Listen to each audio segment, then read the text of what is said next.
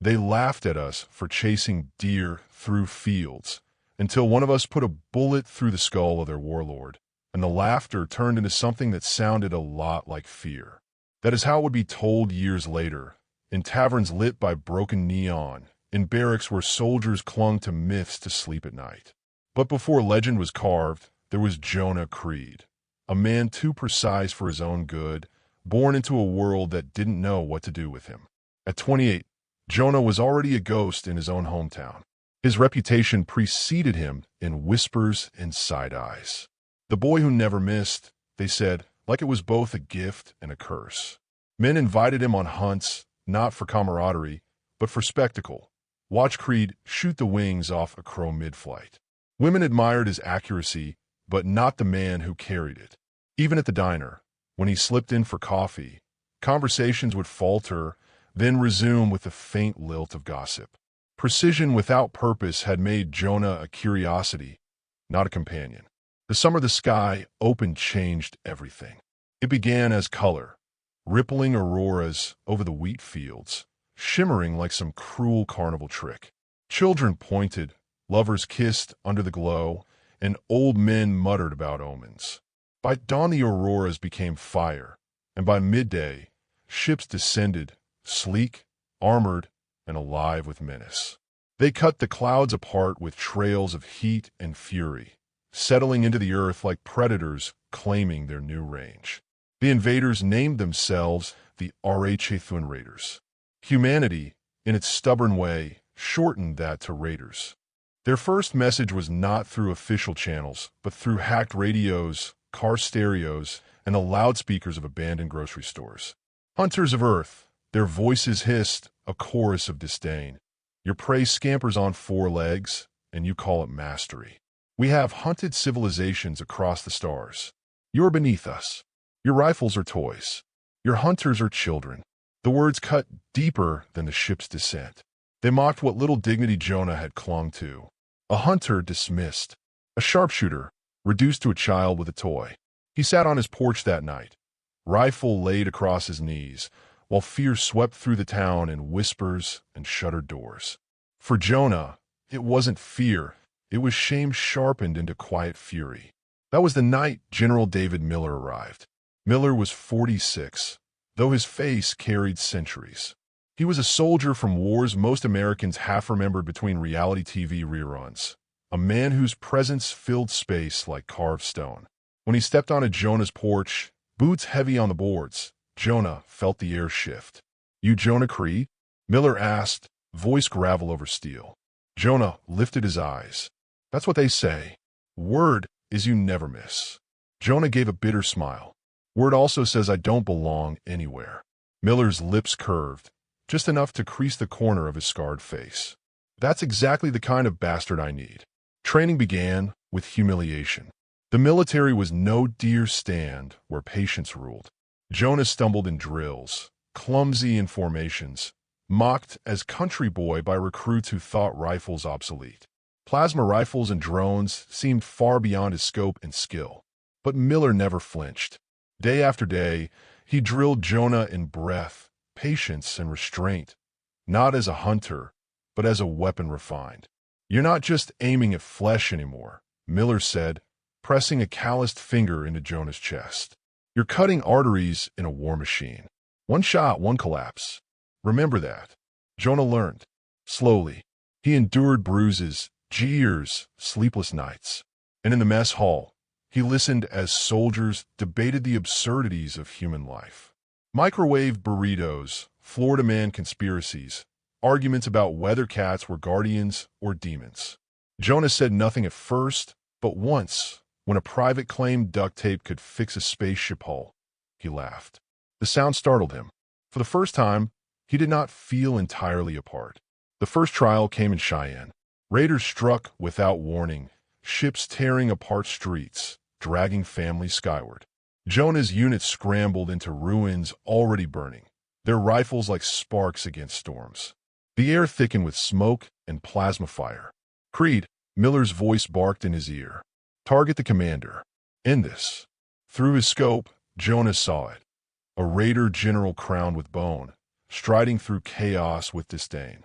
Plasma bolts shredded walls. Men screamed and fell, but Jonah's world narrowed to a single breath. The alien's voice crackled over comms, dripping venom. Hunters. Pathetic. Jonah exhaled. The shot rang. The alien skull burst, crown shattering into shards. For a heartbeat, silence. Then humanity roared, a wave of relief and fury as soldiers pressed forward. Raiders wailed, retreating. Jonah lay still, cheek pressed to the stock of his rifle. His heart did not pound. His hands did not tremble. He felt nothing, only an emptiness that seemed larger than victory. That night, by firelight amid ruins, Miller found him again. The general lowered himself to the cracked pavement beside Jonah, eyes gleaming like a man who had seen too much to celebrate easily. "You did what no one else could," Miller said. "You turned their arrogance into fear. One shot, Creed. That's all it took." Jonah stared into the flames. "It was just a shot." Miller shook his head. "No, it was a message. They thought us prey. You reminded them hunters don't bow." Jonah said nothing, but his silence was not resistance. It was the weight of carrying something he had not asked for. Days later, broadcasts shifted. The raiders no longer mocked. Their voices carried venom instead of laughter. "There is a human who kills with glass eyes. He is marked. He will fall." Soldiers grinned at Jonah, clapping his back, whispering that the aliens feared him. But Jonah did not grin. Legends were heavy. Legends were lonely. And as he cleaned his rifle in silence, he remembered the voices of his hometown. That boy doesn't belong. That boy's cursed. The raiders would come harder now. He was no longer just a man. He was a symbol, and symbols painted targets. So if you ever hear this tale told in bars, if you ever laugh at the line about cavemen with fireworks, remember this. What saves us is rarely strength or technology. It is the one overlooked soul who carries the weight no one else dares to. One shot, one breath, one choice. That is enough to make the galaxy tremble. They thought humans were addicted to violence. Turns out we're addicted to microwave burritos and terrible reality shows. And somehow, that makes us even harder to kill. That was the kind of sarcasm soldiers whispered in foxholes to stop themselves from shaking apart. For Jonah Creed, the words carried a bitter kind of truth. Humanity's strength was not nobility or unity, but stubborn absurdity. It was what kept them laughing in the mud when alien plasma lit the sky. And it was what kept Jonah steady, rifle pressed against his shoulder, as the raiders began to hunt him specifically. The broadcasts had shifted after Cheyenne. Where once the raiders mocked humanity as primitive, now they hissed warnings into every channel they could hijack. There is a human who kills with glass eyes. He is marked. He will fall. Soldiers called him the Sharpshooter of Earth. Raiders whispered his name like a curse. But Jonah himself felt none of it as glory. Each bullet he fired echoed in his skull at night, a chorus of faces he would never know. The rifle that once gave him purpose now weighed like a coffin on his back. General Miller saw it, but said nothing. His way of caring was to demand more. "Legends don't rest," Miller growled one dawn, handing Jonah a mission dossier. "We're hitting Denver. They've set up a nest of snipers. You'll clear the sky, or we all burn." Denver was already a grave when they reached it. Buildings stood like broken teeth, blackened by plasma fire. The air carried the metallic tang of blood and ash. Jonah's squad picked their way through rubble while shadows flitted across rooftops, raiders watching, waiting. Then the ambush struck. Plasma bolts hissed through the air, vaporizing stone. Men screamed, collapsing into smoke and bone. Jonah dove behind twisted steel, rifle already raised. He scanned through his scope, breath shallow, until he found it. An alien sniper, crouched high on a skeletal beam, eyes glowing like cruel lanterns. For a heartbeat, Jonah froze. The alien had its sights locked on Miller. He remembered the whispers from his hometown. That boy's cursed. That boy doesn't belong. He could almost believe them now, kneeling in ash while comrades fell. But Miller's words cut through his doubt. One shot, Creed. One collapse. That's all it takes. Jonah exhaled. The world fell silent. He fired. The alien sniper fell limp, crashing through metal with a screech. Suddenly, the spell of panic broke. Soldiers rose, rallying. They pushed forward, driving the raiders back street by street. But victory always arrived like a thief, leaving behind nothing but loss. Jonah crawled from cover to find Miller bleeding from a plasma graze across his thigh. Others had not been so lucky. Half the squad lay scattered, their laughter silenced. As medics worked, Miller caught Jonah's gaze. "You saved my life," the general rasped. Jonah shook his head. "I took another one." "Don't twist it," Miller said, gripping his arm. "You're not cursed. You're what proves we belong in this fight." Jonah wanted to believe him, but as he watched bodies loaded on his stretchers, the weight inside him only deepened. He had won the battle and lost the peace within himself. They pulled back to regroup in what remained of a high school gymnasium. Walls scorched. Basketball hoop melted into slag. Soldiers sprawled on mats, cleaning rifles, joking weakly about cats or duct tape to keep despair at bay. One insisted duct tape could probably hold the whole planet together. Jonah almost smiled. Almost. But that night, he lay awake, staring at the rafters. The raiders had singled him out. Every shot he fired pushed his name deeper into their fury. He was no longer just Jonah Creed. He was the target. Humanity's hope was also its bait. Weeks later came the siege of New Orleans. Raiders descended in force, their dreadnought a vast leviathan that blotted the sun. The city was already half swallowed by floodwater, but now it shook with fire. Streets boiled under plasma barges. Soldiers scrambled to hold positions that collapsed within minutes. Jonah climbed what was left of a skyscraper, rifles slung as the city screamed below. The dreadnought hovered above, its underbelly glowing with power.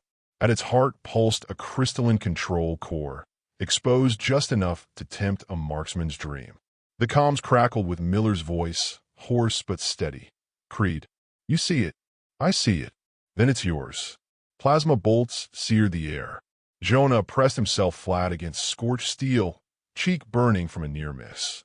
He crawled to the ledge, scope aligned with the pulsing crystal. The city trembled with explosions, soldiers crying out below. He could hear them calling his name like a prayer, though none of them knew if one man could stop a ship that dwarfed mountains. He slowed his breath. The noise of battle receded until only his heartbeat remained. One shot. The rifle cracked. The bullet streaked true, shattering the crystal into shards of molten light. For a moment, the dreadnought hung silent, as if stunned. Then its engines convulsed, sparks vomiting across the sky. With a groan that shook the bones of the earth, the Leviathan plummeted into the gulf, collapsing in a geyser of fire and seawater. The raiders' fleet faltered. Soldiers on the ground roared in disbelief and triumph. Humanity had turned back annihilation with one man's breath. But Jonah did not roar. He lowered his rifle slowly, hands trembling for the first time. Below, thousands cheered. Inside, he felt only exhaustion, a hollowness carved deeper than before. He whispered to no one but himself, "I just wanted to belong." In the days that followed, the raiders retreated, their arrogance shattered. Humanity hailed Jonah as savior, a symbol of defiance. Songs were sung. Headlines proclaimed him the Sharpshooter of Earth. Yet Jonah walked through ruins as though invisible, moving among the survivors without claiming their awe. Miller, now limping from his wound, found him once more by a smoldering pier. "They'll never forget your name," the general said, voice softer than war had ever allowed. Jonah stared out at the waves, where pieces of the dreadnought still smoked. "That's the problem." Miller placed a hand on his shoulder. "You're not just a man anymore, Creed. You're proof that one human can change the course of a war." Jonah closed his eyes. "But when the war ends, what's left of me?" There was no answer, only the sea's endless whisper. And so, if you carry anything from this tale, remember, it is not glory that keeps us alive. It is not fear that makes us strong. It is the quiet souls who carry burdens meant for no one, who steady their breath while the world collapses, and who remind the stars that even the smallest shot can turn empires to ash. They assumed humanity's deadliest weapon was the atom bomb. Turns out it was stubborn small-town gossip that kept us fighting long after sanity should have quit. That was the joke whispered in refugee camps, half laughter, half tears. Jonah Creed had become the name people used instead of hope.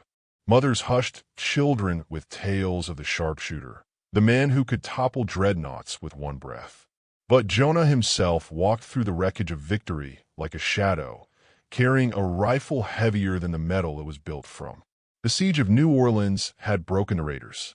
Their great ship lay drowned in the Gulf, their forces scattered. Humanity cheered, convinced the war was all but won.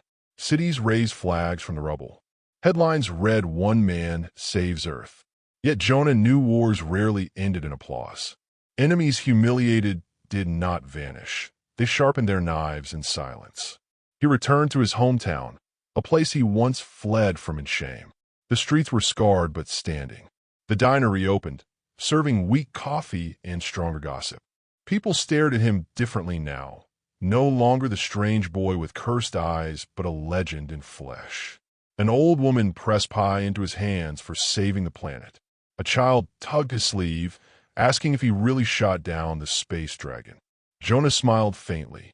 "No dragons," he murmured. "Just neighbors we couldn't live with." But all was its own prison. He was still apart, only now placed on a pedestal too high to climb down from. The people who once ignored him now treated him as something more than human, and therefore not human at all. General Miller arrived weeks later, limping heavily but alive. The war had scarred him, yet his eyes burned with the same relentless fire. Over coffee in the diner's back booth, Miller leaned close. "They'll regroup, Jonah. You humiliated them. That's a wound the RHN won't let fester without revenge." Jonah stirred his cup, gazed distant. "Then we haven't won." "Not yet. But we've proven something." "You proved something." They thought hunters were relics. Turns out patience and precision can still topple giants. Jonah wanted to believe it was that simple. Yet he remembered every shot he'd fired, every body that had dropped. The cheers of victory never drowned the silence of the dead. He wondered if his soul had already left him behind, wandering among the faces of those who would never return. The raiders proved Miller right. Weeks later, their retaliation came, not with fleets, but with shadows. Infiltrators slipped into Earth's cities, assassins hunting the one man who had embarrassed their empire. Reports whispered of squads scouring ruins, leaving messages carved into stone. The hunter will be hunted. Jonah became the bait in a trap too large to refuse. He was deployed to the Appalachians, where dense forests gave cover to raider scouts. Miller set the plan. Let the assassins come for Jonah, then crush them. Jonah obeyed, though unease gnawed at him. He was no longer fighting for survival. He was being offered up like an altar sacrifice. The first attack came at dusk. Plasma fire slashed through trees, searing bark. Jonah rolled into cover, rifle raised. Shadows flitted through branches, claws glinting. He picked them off one by one, but for every corpse that fell, another appeared. They hissed through calms. "We hunt you, human. Your legend dies tonight." Jonah's breath steadied, though his chest burned with fear. He fired, reloaded, fired again. Hours blurred into gunfire and silence. By dawn, the ground was littered with alien bodies, green blood soaking the soil. The assassins lay dead, but Jonah felt no triumph. Each corpse was another reminder. The raiders feared him enough to throw lives away. He wondered how many more would come before they bled him dry. Miller met him at the ridge, limping through smoke. "You held them," the general said. "I killed them," Jonah corrected, voice hollow. "You survived. That's the only victory that matters." But Jonah was not sure he believed it anymore. The climax came when the raiders made one final gambit. A warlord, scarred and towering, descended with a raiding band to finish what assassins could not. They struck Jonah's hometown, reducing streets to fire, dragging people from homes. Jonah returned to find the diner ablaze, the air filled with screams. The same people who once whispered he was cursed now cried his name like a prayer. Through smoke, Jonah saw the warlord, taller than the rest, armored in bone, carrying a spear that hummed with plasma. The creature roared across the town square. "Hunter of Earth, face me, or watch your kin burn." Jonah stepped forward, rifle steady. The world seemed to narrow until only the warlord remained. He remembered every insult, every dismissal, every lonely night that told him he was nothing. He exhaled. One shot. The bullet pierced the warlord's throat. The alien staggered, gurgling, then collapsed. Raiders broke, retreating in panic. Humanity once again had its miracle. But Jonah did not celebrate. He lowered his rifle, watching flames consume the buildings of his youth. Even in victory, loss was everywhere. Smoke, ruin, silence where laughter should be. Afterward, Miller stood beside him among the ashes. "It's over, Creed. They won't risk Earth again. You ended it." Jonah looked at the wreckage of his town, pieced together his hollow chest, and spoke quietly. "No, we ended it. Every man and woman who stood their ground, every voice that refused to bow, they ended it. I was just the bullet." For the first time, Miller had no reply. In the weeks that followed, Earth began to rebuild. The Raiders vanished into the void, their pride broken, their empire fractured. Jonah was celebrated, named in songs, immortalized in murals. Yet he slipped through crowds like a ghost, never comfortable in the skin of Savior. One evening, he returned to the diner's ruins, now just charred beams against the horizon. He sat on the broken step with his rifle beside him, as he had so many years ago. Only now he understood something that had eluded him his whole life. The world had never truly given him belonging. He had carved it himself, one shot at a time, through rejection, through survival, through fire. Belonging was not given. It was earned, and it was heavy. So if you ever hear his story told, whether as myth, as warning, or as comfort, remember this: greatness is rarely chosen. It is thrust upon the quiet ones, the misfits, the cursed. And when their burden is over, when the gun is finally lowered, what remains is not glory, but the reminder that even the smallest soul can steady their breath, take aim, and alter the fate of a world.